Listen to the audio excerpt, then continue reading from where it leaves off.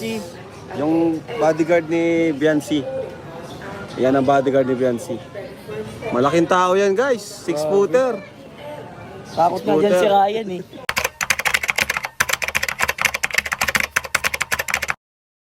So yun, good morning, good afternoon, good evening po sa inyo lahat mga kalingap. Ito muli ang inyong lingkod, Batang Elio. At tayo nagbabalik para sa mga updates na ating pag-uusapan. Tungkol naman po ito kay Reyna, no? Na nakalagay sa ating title, no?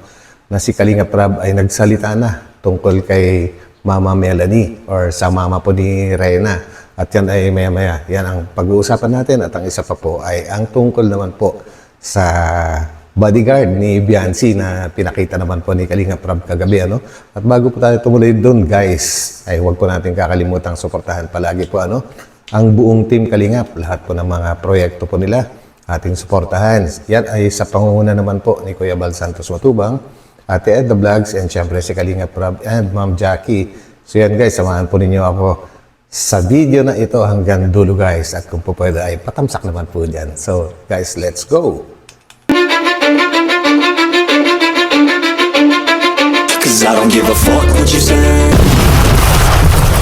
Ay si Reyna po, di naman po yun umalis. Kinuha po siya. So, si Reyna ay anytime.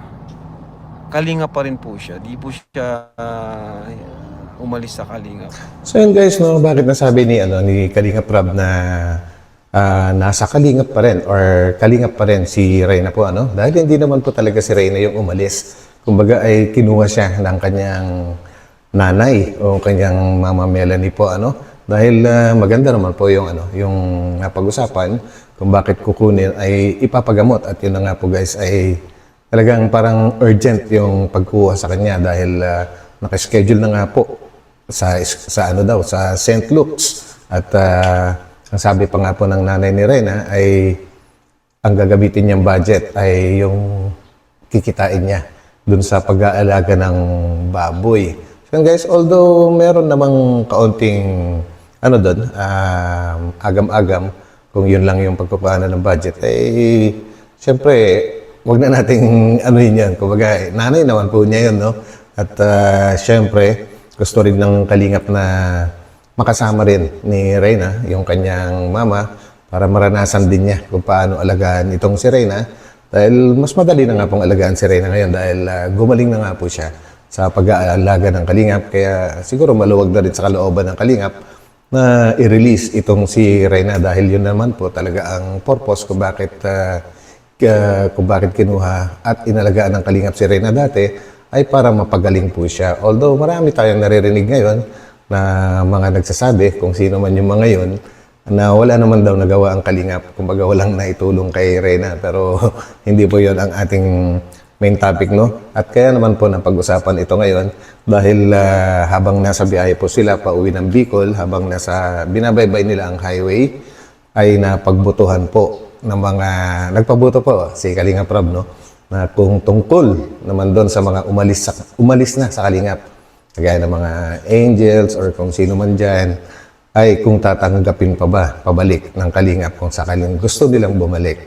At yun nga po, lumabas sa survey na yon, ay talagang sabi ng mga viewers ay huwag na tanggapin. Although wala naman po talagang bumabalik. At yun din po ay nabanggit ni Kalingap Rab po, ano? At mabalik naman po tayo dito kay Reyna. So ituloy po natin yung yung video tungkol kay Reyna. Siya ay still Kalingap po. Nakalungkot nga po. Sana ay wala naman po mangyaring masama sa kanya. Sana ay mahalin talaga siya ng pagmamahal ng isang ina, di ba? Yung walang halong pagkukunwari lang or dahil sa pera, gano'n. Dapat totoong pagmamahal talaga. So yun guys, narinig po natin, no? Na sana mahalin ni Mama Melanie si Reyna na walang pagkukunwari at hindi lang tungkol sa pera pa, ano. Yan siguro kaya nasabi ni Kalingap Rab dahil ang dami nga po lumalabas ngayon at napaka naman po, talagang naglitawan naman yung mga nagsasalita regarding sa sa mga sponsors, at sana yung mga sponsors na yon ay para kay Reyna po ang kanilang gawin. Wish ko lang din po yan.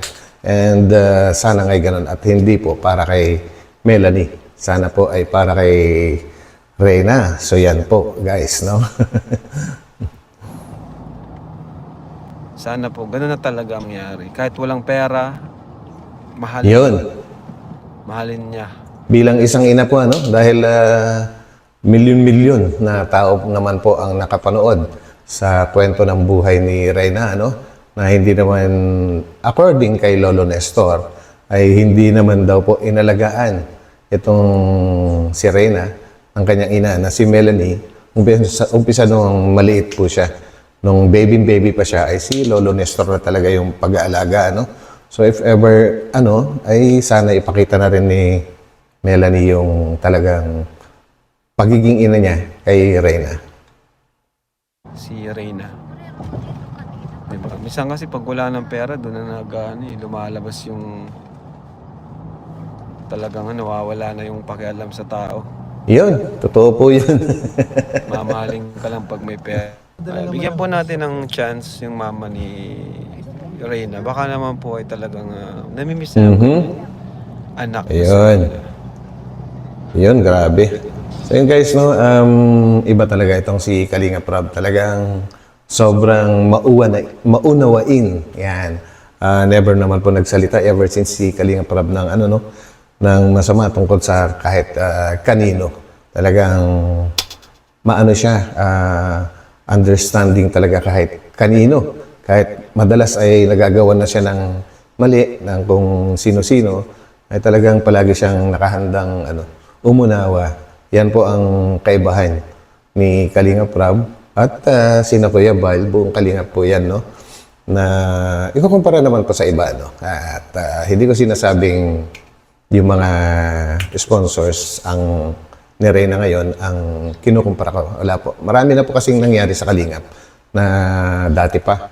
Yung mga pag-alis at pagkawakwak ng ibang mga mga beneficiary. Yun po yung aking pinatutungkulan dyan.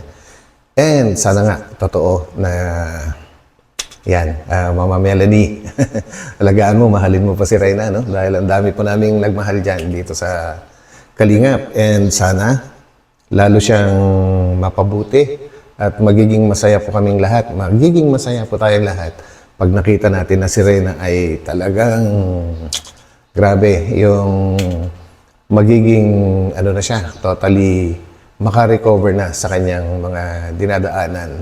So yun guys, yun naman po ang tungkol kay Reyna. So mapunta naman po tayo dito sa bodyguard ni Biancy Feo, no?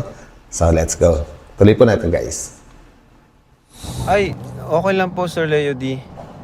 Maraming salamat po Sir Leo D. Grabe, thank you po sa kay Kuya, yan, sa pinadala mong bodyguard ni Biancy. Grabe talaga si Biancy guys. Talagang VIP kay Sir Leo D, ano? And napasubo nga po.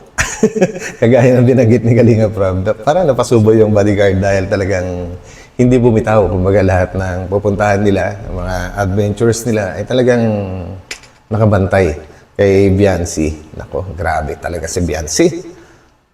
Kasi sinamahan kayo, pati sa canyoneering, napaanot lugod siya. Ayun. Napasubo siya doon. Sir Leo, grabe. Napasama siya sa adventure. Pakinggan natin to. Kasi yung bodyguard ni Biancy, Ayun, oh. yan ang bodyguard. Laking tao.